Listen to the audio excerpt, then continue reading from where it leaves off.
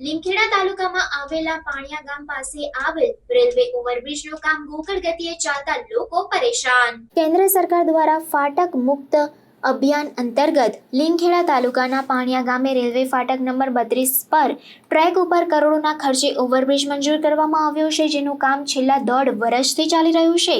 પાણિયા ગામે આવેલા રેલવે ફાટક પરથી મોટી બાંડીબાર અને સિંગવડ તરફના 30 થી 35 ગામડાઓના લોકો પસાર થતા હોય છે। આ વિસ્તારમાંથી કોઈ બીમાર વ્યક્તિને ઇમરજન્સી સારવાર માટે દવાખાને પહોંચાડવામાં રસ્તામાં આવતા આ પાણિયા ફાટકને કારણે કોઈ ગંભીર બીમાર દર્દીનું છાસવારે મૃત્યુ થઈ જતું હોય છે। તાત્કાલિક દર્દીને સારવાર માટે પહોંચાડવામાં રસ્તામાં આવતું પાણિયા ફાટક ક્યારેક બંધ હાલતમાં મળે ત્યારે સ્વજન ગુમાવવાનો વારો આવે છે। કેન્દ્ર સરકાર દ્વારા 35 થી વધુ ગામોના લોકોને આ ફાટક પર રોકવું ન પડે અને સરળતાથી સમયસર પસાર થઈ જવાય તે માટે કરોડોના ખર્ચે આ ફાટક પર ઓવરબ્રિજનું નિર્માણ કરવામાં આવી રહ્યું છે, પરંતુ છેલ્લા 1.5 વર્ષથી ધીમી ગતિએ ઓવરબ્રિજનું બાંધકામ કરાતું હોવાથી આ વિસ્તારના લોકોને રસ્તામાં માલ સામાનનો ખડકલો પડેલો હોવાથી અવરજવરમાં ભારે મુશ્કેલી પડી રહી છે।